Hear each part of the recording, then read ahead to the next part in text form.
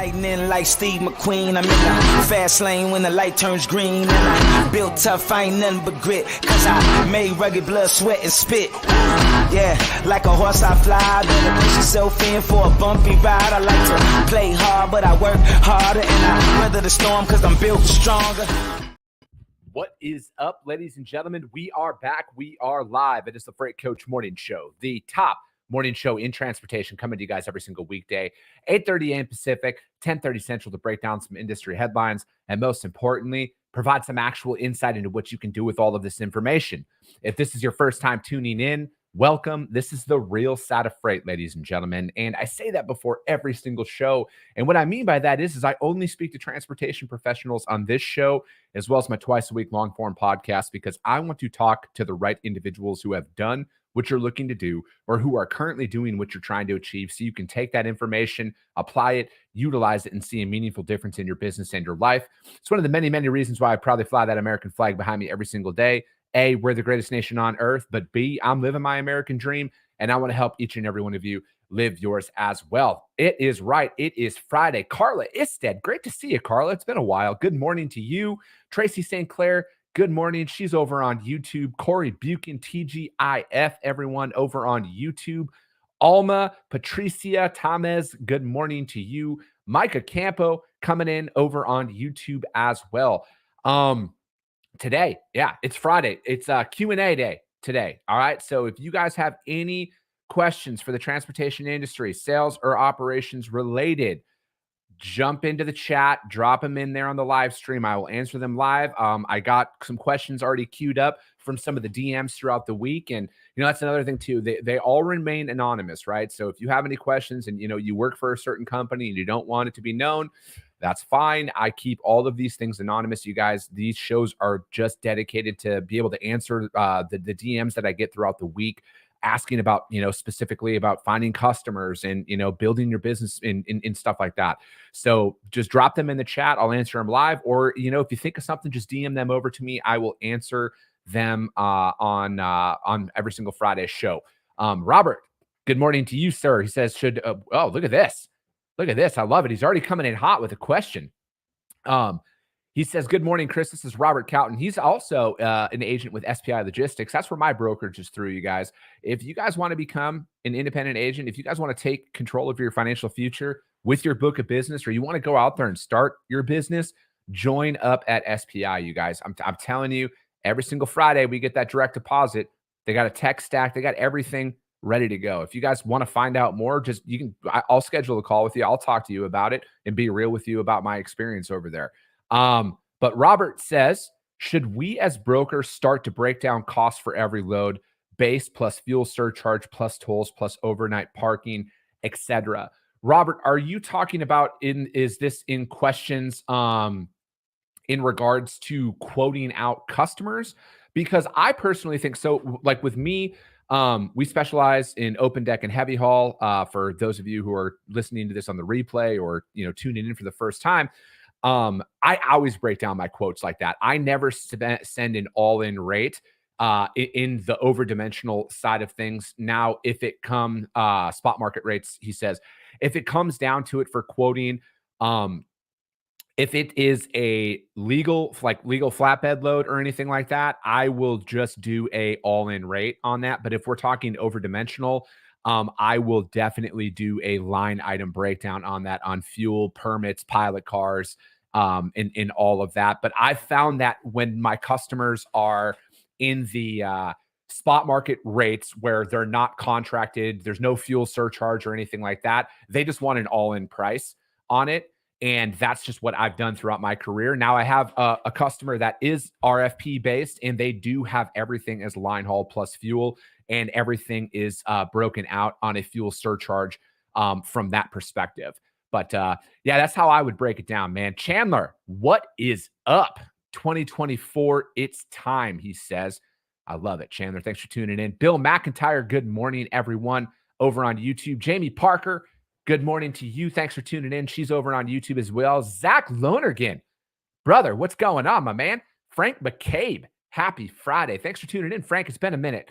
Hold on, you guys. I just want to load. Yeah, that's right. That's right, you guys. I'm actually brokering freight. Hold on.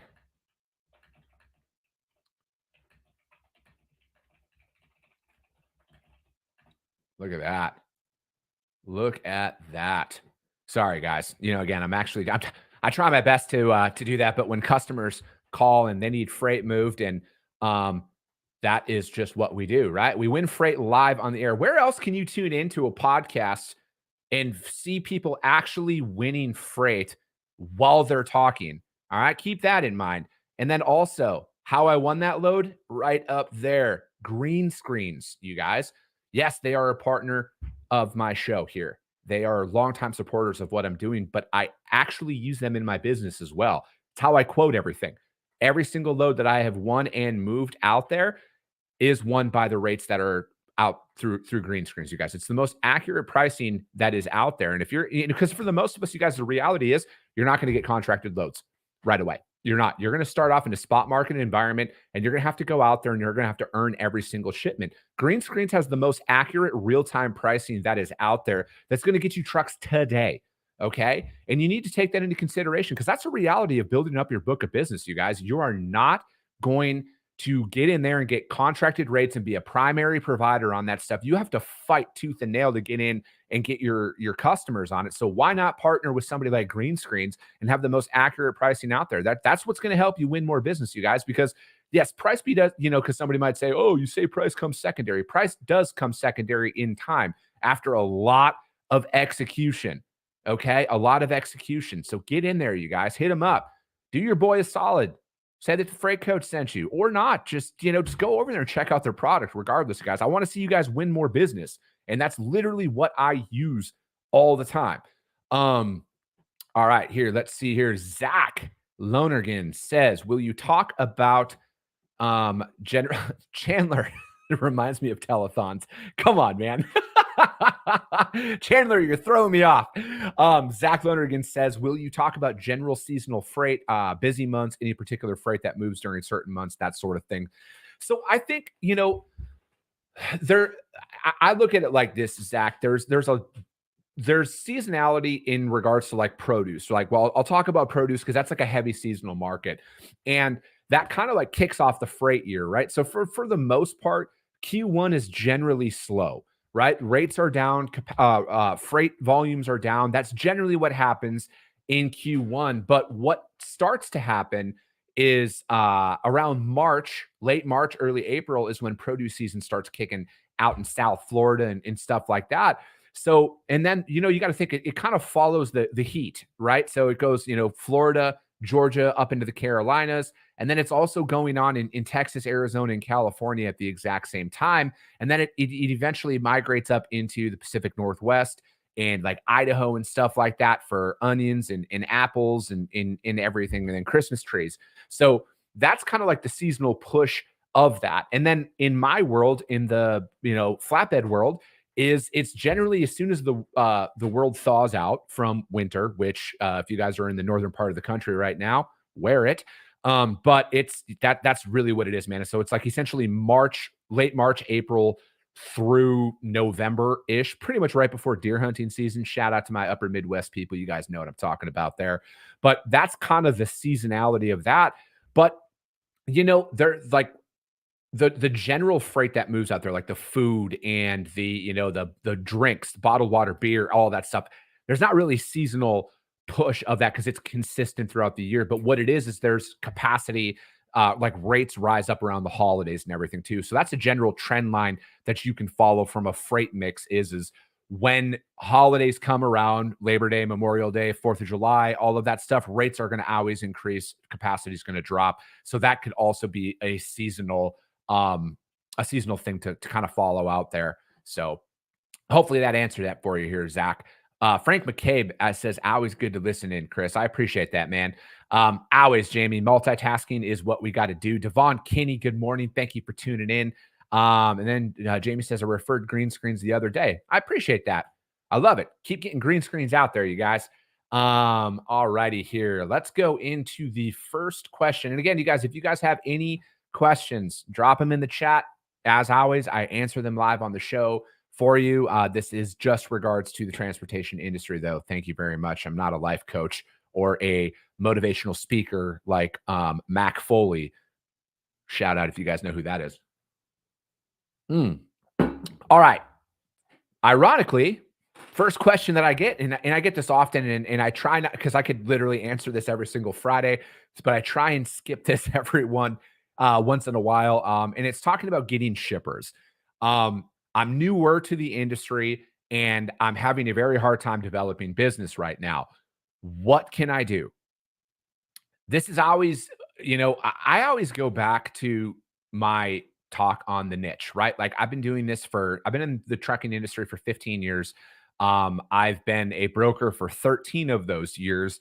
And for the first like 5 years of my career, I only did food and beverage. And for the last, however many time is left on that, it was all open deck and heavy haul. And I truly, truly, truly feel like that is the best thing for you to do to get out there. And shout out Corey. He knows exactly what I mean. And living in a van down by the river. Same with Jamie. She lives down by the river. Exactly, you guys.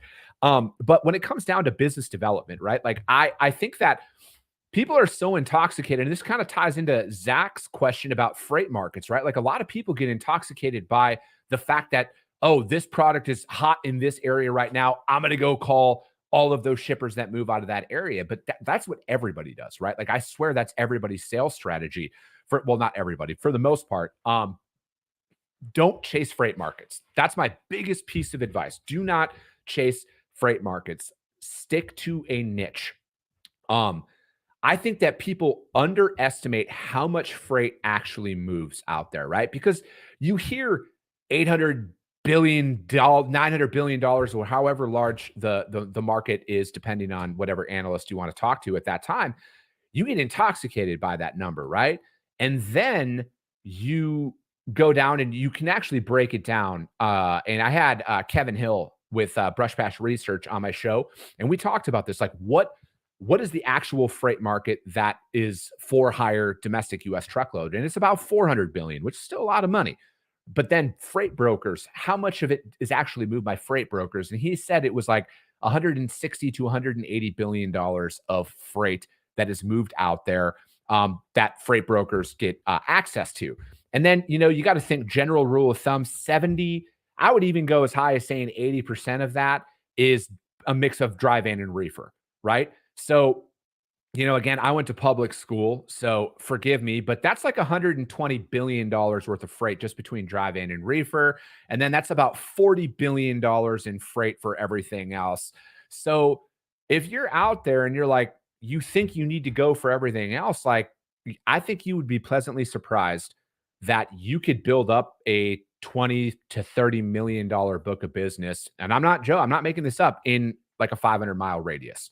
Right? Like if you just moved between Southern California and Northern California alone for dry vans, you could build a $30 million book of business off of that. There is so much freight that moves off of that, right? So I think that getting shippers, you got to think long-term. And then another thing too, and this is always easier to say when you have revenue, when you have freight that you're moving, that desperation comes through in your sales pitch when you're trying to get a customer. And this is why I think like getting out there and really building this up one truck at a time, because that's literally my entire mentality here inside of Freight Coach Logistics, is one truck at a time. That is what we do, no matter what, one truck at a time. And we're going after the exact same style of shippers at all, right? So again, in open deck, so I don't just go into the Phoenix market, right? Like, again, I've been doing this for a long time, so I know how to actively prospect in other regions of the country. But if you're going back in and you're just like, where do I go? Where do I start? What do I do? Again, own your backyard. I am on a mission here this year to meet as many shippers as possible in person. And that's really what I do. And I'm going to go to every single open deck shipper in the entire state of Arizona this year. I'm going to at some point. Well, maybe not this year, but you guys catch my drift on that. Owning your backyard. But again, I only go after specific commodities, right? So building materials, precast concrete, pipe, construction equipment. That's kind of like the core basis of what we go after and what we haul. And I don't see the need to go after anything else, right? Like a customer, because I look at it like this: like I have a customer that we move a lot of pipe. They just send me over dimensions of the pipe, not 50-foot sections, but they send over 12-inch, and then they put over the model number and everything. And then I know, yeah, it's 12-inch, and then like it's 500 feet. And I know to go to the shipper and how many trucks I'm actually going to get in request by that. Like I don't see that stuff. And then I'm like, oh, what does this even mean? And then I got to call my customer and ask 75 questions. I know exactly what all of that stuff means. And then the more and more I work with those facilities, the more and more efficient that I get with that. And then it goes over to the operations side of things as well. Because at the end of the day, my carrier reps, my team, they become so much more effective when they only book flatbeds, pipe, or flatbeds construction equipment, because then they know all the things that come along with it, right? Hey, this specific shipper only does straps. This specific shipper, we need tarps, 8-foot tarps, edge protectors. This specific shipper, chains, construction equipment. That's it. They know exactly what it is. And then the more and more you do it, you know what other trailer types can kind of go along with it and everything else. So I think like if you're looking at it from a tit for tat style thing, do the exact same thing time and time again. Go after the exact same shippers, because every single shipper that I speak to that hauls pipe, guess what? They all have the same issues. Every single shipper that I haul precast concrete for, guess what? They all have the exact same issues. Building materials all have the exact same issues. So what you do is you become more and more efficient in your sales pitch, your cold call, your outreach, because you are truly a subject matter expert. Okay. That comes across when you're going after it. Maybe it's because I'm just not that talented where I can go and sell and try and prospect a truckload of cheese on one call and then pipe on the next and then fucking bottled water on the next and so on and so forth, right? I think like you're scattered. You're going back and forth at that point. And now, again, long term, yes, of course. I'm not going to be able to build a $50 billion company and a $40 billion market share. That's just the open deck and everything else. I'm literally going to have sales reps and carrier sales reps that are specialized in one thing and one thing only. And we will fucking dominate everybody with that approach. So that's my thing on how to really get shippers, right? Focus on one thing and one thing only. Do that for 6 months and tell me that it doesn't work, because that's all I did last year. That's all I did last year. I focused on one thing. We onboarded 16 total shippers, 15 or 16 total shippers that we moved freight with last year, all open deck. All right. So tell me that it doesn't work. So yeah, that's my thing. Let me see here. Devon says, always good to win some freight one day at a time. That's it, man. That's just how it's done. That's literally how it's done. Jamie says, what you don't want is an email full of shippers to use whoever is cheap on your spot betting. That works as well. I appreciate that. Frankie says, this is biblical level knowledge. Thank you, sir. Zach Lonergan says, we just talked about this on our weekly meeting over at VHub, reaching out, not to sell, but to connect. And it's the glue between the sales and you get with the seasonality. And shout out JD and Josh. Anthony Jimenez, what's up, brother? Good to see you. He says, negative, you are talented and good looking. Come on, man. You know you left that last part out there. All right, next one. Biggest struggle in building your business. I've heard you talk about finance. I've heard you talk about other angles, but like, what's been the biggest struggle overall? Oh, this is a very open-ended question when it comes down to building everything up, but it's going to start and stop with my brain, my mind, my mindset on everything. It's the biggest battle that you have to really work on, developing that skill set for, because, frankly, when it really boils down to it, you guys, the highs are really high in business, and then the lows are really fucking low. Like it gets really dark. Because like entrepreneurship is the hardest thing you will ever do in life. Hands down. It is the hardest thing you will do because, like we had a record freight volume in the first 3 weeks of December. And then obviously the holidays explained this, right? So it's nothing that we did, but then volume dropped off. We only picked up 2 loads, right? And that beats you up because you look at your growth trajectories and you're like, oh, this is going to be great. And then that happens. And then those dips, that's when it really starts to fuck with your head. And again, like for me, it's always about like, and then it's really fighting that mental battle in business. But a way to fight that straight up is about what are you doing in those downtimes and in those moments.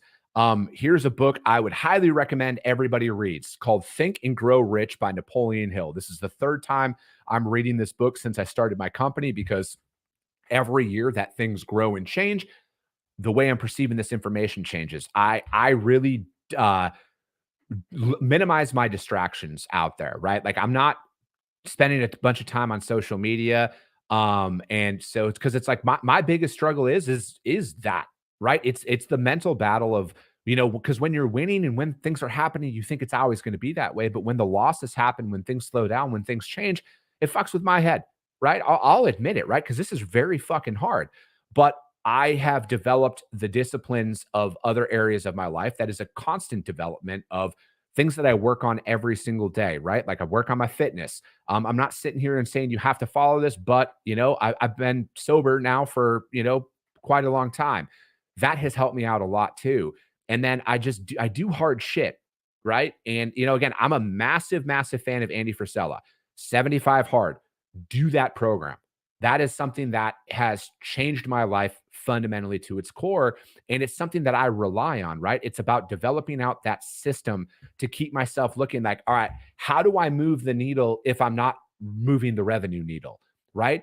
And then self-education, listening to podcasts, Freight Coach podcast is all you need. No, I'm just kidding. But, listening to podcasts, reading books, audiobooks, whatever that looks like, that education piece on the inside. Like, I know out of the 22 books that I consumed last year, reading and audio, I know for a fact there's going to be at least $5 million worth of revenue that I'm going to be able to uncover based off of the tactics that I've learned in those books, right? So it's like, where else can you spend, between, I have an Audible account, it's like $16 a month or whatever. And then books, are, 20, 25 bucks. Where else, if you think about it, for like $500 in a year, could you get that level of education, right? So it's like, for me, that's the biggest struggle in this. It really is developing the fact that you're going to have a very hard time. You're going to have a very hard time with it. But what you do in those downtimes to self-educate, to work on yourself, to develop systems. And again, this is just one thing that I'm working on, because I'm only about 4 years in to this, right? And I'm figuring all of this out as I go. Straight up. I don't know all the answers. I'm never going to know all the answers. All I know is I have to get better every single day. And I think that if you do that, and then you minimize those noise, and then you start developing systems, right? That's something that I would focus on, that I wish I would have than I did, right? Because the systems, and again, shout out to my business partner, Angelo in Freight Coach Logistics, because dude's a straight systems guy. That's all that he is. And it's bled over into my life, and it's helping me uncover a lot of wasted productivity so I can become more and more intentional with my time, and then follow that process every single day, right? So it's like, I literally do the same shit every single day, like methodically every single day. I get up at the same time. I go to the gym at the same time. I get to my office at the same time. I do my sales outreach at the exact same time. And then I follow that every single day, right? Like, there's a big thing for me, about going out there and, doing the same stuff, right? Like, it was a big thing for me to go live every single day between Christmas and New Year's, because again, it's the habits that you're forming in those moments. And I think that that's crucial. And I don't think enough people talk about that. And then, so that's more of like from the mental side. And then another thing in building your business is finances, right? And that comes along with the mental, because like, I bootstrap and everything. It's dollar in, dollar out for me. Everything that I have is built up over time. And yeah, of course, I see other business owners who are, they have massive buildings and everything else. And some of them raised money, some of them didn't. But I got all the respect in the world for it. That's not my journey, but I see all that stuff. And of course, I think about, could it be easier? But I also don't want to overlook what I'm learning and the skills that I'm forging right now in being very, very crafty financially, in learning how to make $1 out of 15 cents or whatever 50 cents says. Shout out. Whatever rapper says that. But you guys know what I mean. And it's, it's just about becoming resourceful, and then, making the right financial decisions in those moments, and knowing that, you might not have the budget that some other people do who compete in the same space. And you got to be that much more. You got to work really, really hard in it. So I think that's a big part of it. And then, I would say financial literacy is everything, right? And I just literally released a podcast about it this morning with Sean Smith, friends of, shout out to Sean. He's with Denim. Shout out to Denim. You guys they believe in me like a lot. And, we've been in the fact that they're on board with me it's an honor to have them, but then to meet them and work with them and see how much they care about their clients. And, so like we literally talked about financial literacy, planning for 2024, learning all of that, choosing the right financial partners. It's a lot of great information out there, you guys. So that's available right now. So that kind of ties in to it as well. Is mindset and finances is the big is the big part. So, all righty here, Luke Wright. Good morning to you. Robert Cowton says, broker agents in 2024 need to be more consultants to our customers. This approach will help build deeper trust relationships. And I think, that's very true, Robert. And it's also, when it boils down to it, knowing that you're in there just to add value, because like, that's my biggest thing when I'm out there talking to my customers, my shippers, everything else. I just want to add value. And sometimes me adding value to them is by saying that I can't do something. That is something that's also overlooked by a lot of people.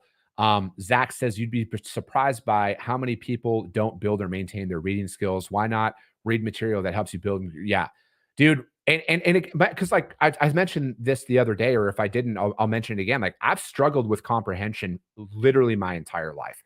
And sometimes I have to read, chapters in paragraphs 2 or 3 times, even emails. There's sometimes emails come through. I have to read them 2 or 3 times to actually understand what is being said out there. And again, it's getting better though, the more and more that I read, because, it's a perishable skill, I think, when it comes down to it. And I enjoy the reading part. And then another thing too, I have, just probably like some of you, maybe not, I have fucking straight up ADD brain, right? So like when I do audiobooks, I listen to all audiobooks and podcasts on 1.5 speed because it fucking aligns with my head on that. So, well, yeah, you guys, that I don't have time to answer the other question. I'll probably save it for next week, but it was somebody who was watching yesterday who had heard my story about the freight card reports. They wanted to know a little bit more about, the freight cards and then accessorials and stuff like that, and how can they get their detention and everything. And I would say this, if you're having, and because I'll just touch on this quick, if you have accessorials and you're a carrier and you're owed detention and you're owed a layover and you're not getting it and that broker's not answering their phone or their email, raise up that chain of command. Go on LinkedIn, find out who is their boss or the boss at that organization, and get your money that way. It takes 5 seconds to send a rate confirmation. I'll get in more depth on that on next week's show. I'll save that question for next Friday, you guys. But that is going to be it for today. So again, shout out to my partners over at Green Screens. We won a shipment live on the show today. Where else can you guys find that? And then also, you guys, shout out to each and every one of you who continuously show up and show the support on this show, you guys. It truly means the world to me. At the end of the day, I just want to help people. I don't know the answers to everything, but I know a lot of what not to do in transportation, and I'm learning a lot of what not to do in building a business and being an entrepreneur. And I just want to put that information out there. So as always, if you guys got value, subscribe to the show, you guys. Share it out to your network, because this is how we reach and help more and more people. Because if you see value, your network's going to see value as well. I appreciate you guys. I love you guys, and we'll be talking to you soon.